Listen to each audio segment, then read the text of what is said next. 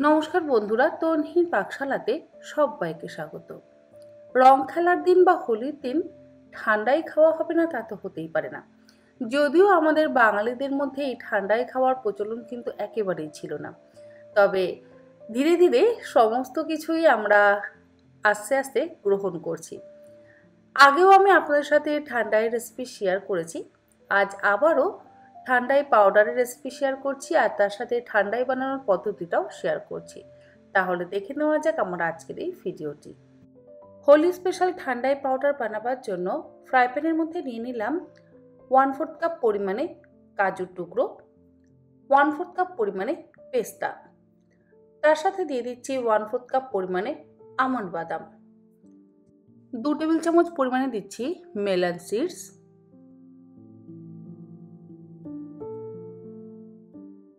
6 থেকে 7টা ছোট এলাচ,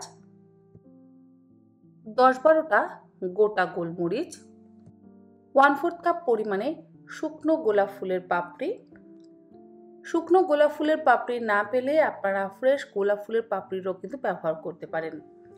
1.5 টেবিল চামচ পরিমাণে পোস্ত দানা। গ্যাসের ফ্লেমটাকে লোতে করে দিয়ে মিনিট 3 সময় ধরে এই ড্রাই ফ্রুটস, পোস্তদানা, গোলাপ ফুলের পাপড়ি আর বাকি যে সমস্ত গোটা মশলা আমরা ব্যবহার করেছি সেগুলোকে ড্রাই রোস্ট করে নেব। কখনোই খুব বেশি সময় ধরে কিন্তু ড্রাই রোস্ট করবেন না, কারণ এগুলো পুড়ে গেলে স্বাদ নষ্ট হয়ে যাবে। 1-1.5 মিনিট ড্রাই রোস্ট করে নেওয়ার পর এর মধ্যে দিয়ে দিলাম 1 টেবিল চামচ পরিমাণে মৌরি। মৌরি অবশ্যই ব্যবহার করতে হবে, কারণ মৌরিতে খুব সুন্দর একটা গন্ধ আছে, আর যে গন্ধটা ঠান্ডাইতে না থাকলে ঠান্ডায় সেই আসল স্বাদ এবং গন্ধ কিন্তু হবে না। এবারে সমস্ত কিছু দিয়ে আরও 1 থেকে 1.5 মিনিট আমরা ড্রাই রোস্ট করে নেব। 3 মিনিট ড্রাই রোস্ট করে নেওয়া হয়ে যাওয়ার পর একটা আলাদা পাত্রের মধ্যে ঢেলে ঠান্ডা করে নেব। যে পাত্রে আপনারা ড্রাই রোস্ট করবেন সেই পাত্রে কিন্তু কখনোই রেখে দেবেন না, আলাদা পাত্রে রেখে ঠান্ডা করে নেবেন।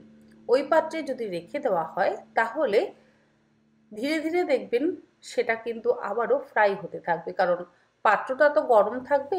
এই ভুল কাজটা কখনোই করবেন না। ঠান্ডা হয়ে যাওয়ার পর অর্ধেক পরিমাণে ড্রাই ফ্রুটস আমি দিয়ে দিলাম গ্রাইন্ডিং জারের মধ্যে। গরম অবস্থায় কিন্তু কখনোই গ্রাইন্ডিং জারের মধ্যে দেবেন না, কারণ গরম অবস্থায় যদি গুঁড়ো করা হয় তাহলে পাউডারটা পারফেক্ট হবে না। এরই মধ্যে দিয়ে দিলাম 2 পিঞ্চ জাফরান।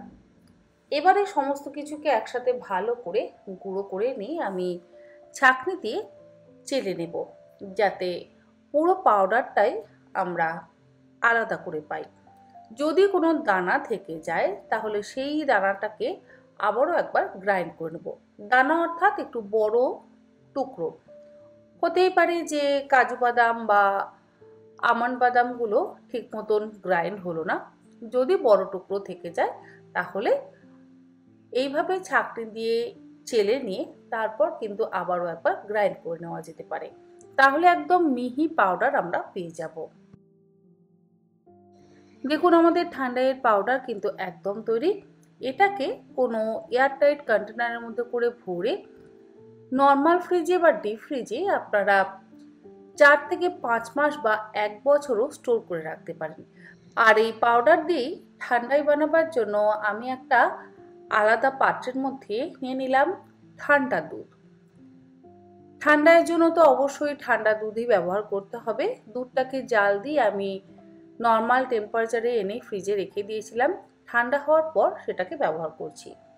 এর মধ্যে দিয়ে দিলাম 4 টেবিল চামচ পরিমাণে ঠান্ডাই পাউডার, 3 টেবিল চামচ পরিমাণে দিয়ে দিলাম গুঁড়ো চিনি। গুঁড়ো চিনির বদলে আপনারা চাইলে দানা চিনিরও ব্যবহার অবশ্যই করতে পারেন। আর দিলাম অল্প একটু লবণ স্বাদটাকে ব্যালেন্স করবার জন্য। অল্প কয়েকটা শুকনো গোলাপ ফুলের পাপড়িও দিয়ে দিলাম। এবারে সব কিছু দিয়ে একসাথে খুব ভালো করে মিশিয়ে নিচ্ছি। জাফরান তো আমরা মিক্সিতে একসাথে গ্রাইন্ড করে নিয়েছি। জাফরানটা যত দুধের সাথে মিশতে থাকবে তত দেখবেন সুন্দর একটা হালকা হলুদ রং আসবে। তবে এছাড়াও আমি একটু জাফরান গোলার দুধ এই ঠান্ডার মধ্যে মিশিয়ে দিলাম, ওই 1 টেবিল চামচ পরিমাণে। এবারে সব কিছু একসাথে খুব ভালো করে মিশিয়ে নিচ্ছি। এর মধ্যে আমি জায়ফল গুঁড়োর ব্যবহারটা করিনি, তবে আপনাদের যদি জায়ফল গুঁড়ো দিতে ইচ্ছে হয় তাহলে আপনারা জায়ফল গুঁড়ো অবশ্যই দিতে পারেন। খুব ভালো করে মেশানো হয়ে গেলে এবার আমি গ্লাসে ঢেলে সার্ভ করছি। তবে সার্ভ করবার আগে দিয়ে দিলাম একটা বরফের টুকরো। আর দেখুন আমাদের কেসারটা দুধের মধ্যে মিশে গিয়ে কত সুন্দর হালকা হলুদ রং একটা তৈরি হয়েছে। তৈরি হয়ে গেল দুর্দান্ত স্বাদের ঠান্ডাই। আমি যেভাবে করলাম সেইভাবে ঠান্ডাই পাউডার বানিয়ে আপনারা স্টোর করে রাখুন, হোলির দিন ঠান্ডাই বানিয়ে সার্ভ করতে পারবেন। আশা করি রেসিপিটা ভালো লাগলে অবশ্যই বানিয়ে খাবেন। আজ তাহলে এই পর্যন্ত। আবার হাজির হয়ে যাব অন্যদিন অন্য কোনো আবারও একটি নতুন ধরনের রেসিপি নিয়ে। ভালো থাকবেন, সুস্থ থাকবেন। ধন্যবাদ।